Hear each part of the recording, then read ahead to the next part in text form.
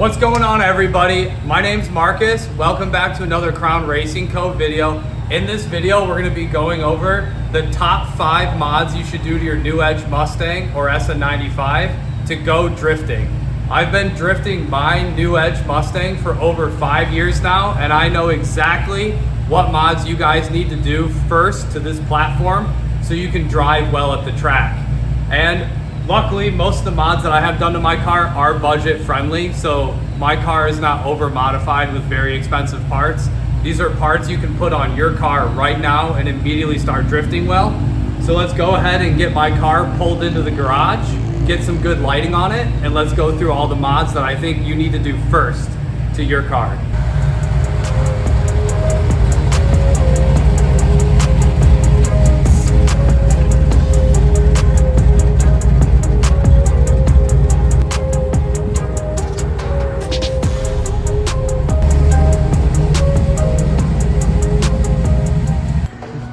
OMP Halo seat, real budget-friendly mods.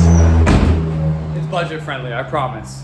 So if you're new to the channel, I've actually owned this car for over 14 years. This was my first car when I was 16, and it started off as a V6 automatic, and throughout the years, it's turned into basically a complete track car. It's a beast. And starting with our video here, the first mod you need to do to your car is an angle kit. And obviously this isn't the most surprising mod, but you have to do an angle kit to your car. The angle kit I'm running on this car is a Detroit Drift Co. angle kit. The angle kit comes with a cut knuckle and a modified OEM lower control arm where it's cut in the front to give you more room for the wheel to come in and not hit the lower control arm. Doing the angle kit is crucial because in drifting, when you start your slide with the Mustang, the more angle you have with the front wheels, the more you can get away with swinging the rear of the car out. Especially it'll help you when you're transitioning, and it'll keep the wheels from rubbing and hitting your control arm. If you go to a drift event without an angle kit, you're gonna feel like the coolest guy there, but when you see video footage from the outside, the car's almost gonna look straight, and an angle kit is crucial so you can get that car sideways, get some smoke rolling off the back tires, and look cool as well. The second modification you're gonna wanna do is coilovers and caster camber plates. Specifically on my car, I'm running Feal Drift Spec coilovers, front and rear, and I'm running Maximum Motorsports caster camber plates. So we're gonna finish up talking about the Feal coilovers, and I'm gonna show you the adjustment right here for rebound and dampening. It's a 30 click damper, which means you have 30 clicks from soft to super stiff. In the front, I'm pretty much around medium stiff to a little bit on the higher side. And on the rear, I'm pretty much full soft. Now, the last point I want to make about coilovers is, as I told you, I bought the Feal coilovers. I also bought the true coilover setup for the rear. And what that means is traditionally, the rear suspension setup on a New Edge Mustang is the spring goes between the chassis and the lower control arm on the 4-link suspension for the solid axle. And what I have is a true coilover where the spring is over the damper like a McPherson setup. So here you can see my Maximum Motorsports caster camber plates. And this allows you to change your caster and camber by a huge magnitude over stock. And basically what I'm running here is just full caster. These plates are all the way towards the firewall. And the reason why you want to run a ton of caster on a drift car is because it's going to help you with the self steer. So when you flick the wheel and then flick back, the wheel will spin for you more effortlessly with more caster. For camber, I'm running about -3 degrees in the front, and the rear is a solid axle, so there's no camber adjustment for the rear. The last adjustment for the front is obviously toe, and I'm not running a whole lot of toe, just a couple degrees of toe out. Which also helps with the auto feed or the self steer. Yep. A little bit of toe is nice on a drift car. Mod number 3, racing seat. And there's a ton of reasons why you need to do this mod. The first reason you need to do a racing seat is when you go to your first drift event, you're gonna realize really quickly, you're spending a lot of energy holding onto the wheel and holding yourself in your stock seat. And when you upgrade to a racing seat, you'll be able to comfortably sit and hold the wheel softly and be able to just focus on doing the right inputs to put the car where you need to on track. And now what I'm currently running in the car is an OMP carbon fixed back seat. And this seat is even another level higher where it's a halo seat, so it has a lot more support up here for me as well. And obviously when you go ahead and do a racing seat, you're encouraged to upgrade to a 5 or 6 point harness, because the combo of the harness and the seat is what holds you in there. So you wouldn't want to do just the seat and do a stock seat belt. Commit and do the whole thing.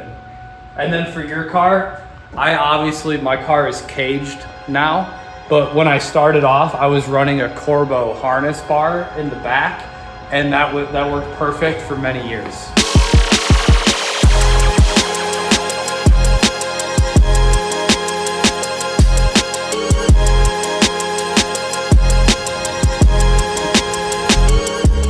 Before we go any farther into this video, we want to do a shout out to Randy's Service in Fowlerville, our tire sponsor for this year. And also, if you find this video informative, don't forget to like, comment, and subscribe. Modification number 4 is going to be changing the rear gear ratio in your rear end. 2 reasons why. First of all, the rear end that comes in a Mustang GT in a New Edge or an SN95 is an 8.8 rear axle. If you have a Mustang GT, it also comes with an LSD differential.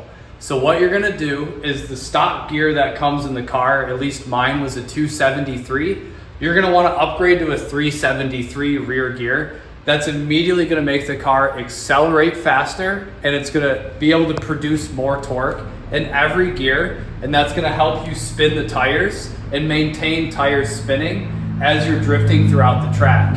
And while you're in there changing the rear gears to a 373 ratio, you're going to either put another clutch pack into the differential to shim it tighter, or put thicker shims in the sides of the clutch pack to make it stiffer. And that's gonna make the rear axle more likely to stay locked and distribute even torque to both wheels.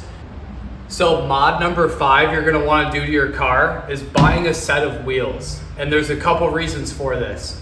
First of all, in the front, you're gonna want to run a wheel that's a smaller width, so you have more room for angle in the car without having the wheel hit stuff. So specifically what I'm running on my car is XXRs 521, and these are 18 in diameter and 8.5 inches in width, front and rear. And the reason for that is this is an 8.5 wheel with a plus 25 millimeter offset, and I'm running a 1-inch spacer in the front. So not only am I running an 8.5 inch wheel width in the front, I'm also running a 1-inch spacer to allow me to have enough room for my angle kit to sweep and give me the angle I need. And this is important because you don't want to go to the track with a 10.5 wide wheel in the rear and show up with a 275 tire. The car is going to be too gripped up, and you're not going to be able to blow the tires off and get a smooth, nice and clean drift. So you need to actually step down to a smaller wheel set if you're going to transition to drifting your New Edge Mustang.